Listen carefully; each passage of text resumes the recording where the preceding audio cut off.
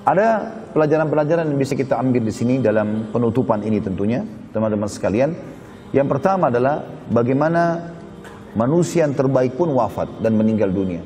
Berarti kita juga akan meninggal dunia. Yang kedua, ada satu kejadian juga terjadi, dan ini riwayat sahih. Waktu Nabi alaihissalatu wassalam, ini pelajaran yang kedua ya, kalau kita akan bertemu dengan beliau, asal syaratnya ya kita beriman dan mengikuti sunnah-sunnah beliau alaihissalam. Pada saat beliau lagi sakit parah dan beliau tadi naik di mimbar ya, maka ada sahabat yang sempat menangis. Mereka menangis terisak-isak. Dan Nabi SAW masuk ke dalam rumahnya dan beliau sempat mendengar suara tangisan sahabat yang sangat besar. Maka beliau pun memaksakan diri keluar yang kedua kali, kemudian beliau naik di atas mimbar dan beliau mengatakan, hai manusia. Setelah memuji Allah dan salawat pada diri beliau SAW, beliau mengatakan, hai manusia, janganlah kalian bersedih karena pertemuan kita yang sebenarnya di Haud, di kualaku nanti, ya, kuala Nabi SAW yang ada di mahsyar nanti. Semua orang di antara kita insya Allah yang mengikuti sunnah Nabi SAW, setelah timbangan amalnya lolos, maka dia akan minum dari Haud. Yang kata Nabi SAW, haudku jaraknya adalah 1 bulan. Jadi lebarnya 1 bulan, panjangnya 1 bulan, gitu kan? Dalam riwayat dikatakan seperti antara San'a dan Ailah, ya, 2 kota yang sangat jauh jaraknya, lebih dari 1000 km. Maka itulah hak haud Nabi SAW. Dan beliau mengatakan juga, sesungguhnya gelas-gelas minumnya atau canteng-cantengnya itu sejumlah bintang di langit. Siapa yang minum seteguk maka tidak akan haus selamanya.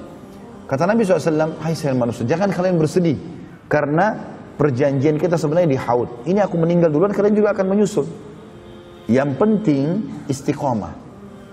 Ada satu poin penting di sini teman-teman sekalian. Kalau ada di antara kita insya Allah yang sudah ada di majelis taklim, sudah mulai menerapkan sunnah-sunnah Nabi SAW, maka tahap yang paling penting setelah itu adalah istiqomah. Itu yang paling penting. Ya, bagaimana kita bisa mempertahankan ini sampai mati? Kalau syaitan datang bisikkan, apakah memang sudah ini yang benar? Apakah sudah ini? Apakah memang harus begini? Atau mungkin masih bisa berbuat dosa nanti bertobat lagi? Ini semua waswas syaitan. Karena sudah ada sunnatullah. Bagaimana para sahabat akhirnya mengikuti sunnah Nabi SAW dan mereka akhirnya menyusul Nabi SAW. Dan wasiat tadi jelas. Nabi SAW mengatakan kalimat tersebut. Kalau sesungguhnya ya perjanjian kita sebenarnya adalah di Haud. Pelajaran yang ketiga. Bagaimana agama Islam telah sempurna dengan meninggalnya Nabi SAW. Dengan meninggalnya Nabi SAW. Dan menandakan berarti umat Islam tidak perlu lagi menambah-nambah. Ingat wasiat Nabi di Haji Wada. Ya, siapa yang hidup di antara kalian nanti akan melihat banyak perselisihan. Banyak perselisihan. Maka aku mewasiatkan kepada kalian berpegang teguhlah pada hal atau 2 hal yang tidak akan membuat kalian akan sesat dari perselisihan itu. Yaitu kitabullah dan sunnati. Maka harusnya kita melakukan ini. Jaga kemurnian ajaran Al-Quran, kemudian ajaran Nabi SAW. Yang keempat, bahwasanya memang akan ada khalifah-khalifah, ya penerus-penerus Nabi SAW. Di antara dimulai dari Abu Bakar, Umar, Uthman, Ali, seterusnya.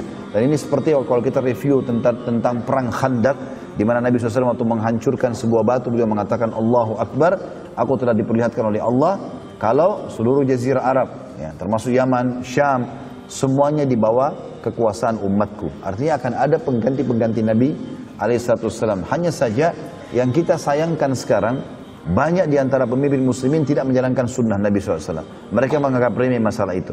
Makanya beliau mengatakan akan datang sepeninggalku nanti orang pemimpin-pemimpin yang safih, yang bodoh sekali. Karena mereka tidak pernah mengambil sunnahku dan tidak pernah mengikuti petunjuk-petunjukku. Sejarah sudah mencatat bahwasanya Khulafaur Rasyidin menerapkan sunnah Nabi SAW.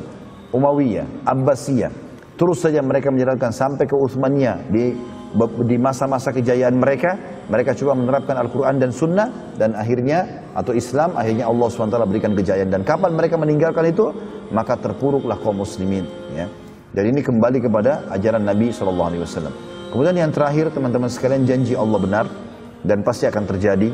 Termasuk masalah lahirnya kita, meninggalnya kita, semua takdir Allah SWT harus diyakini tentang kebenarannya. Termasuk dengan adanya kehidupan di muka bumi ini, kita bisa melihat satu sama yang lain, kita bisa menghirup udara, kita bisa merasakan makanan dan minuman, dan di satu sisi kita juga bisa merasakan kesusahan dari sakit, dari gangguan orang dan seterusnya. Ini semua adalah sunnatullah yang menandakan memang ada kehidupan lagi di sana, di akhirat, yang juga akan menjadi kenikmatan abadi bagi orang beriman dan akan siksaan yang abadi bagi orang-orang yang kafir. Maka peganglah firman Allah SWT, wala tamutunna illa wa antum muslimun. Jangan meninggal kecuali dalam keadaan Islam.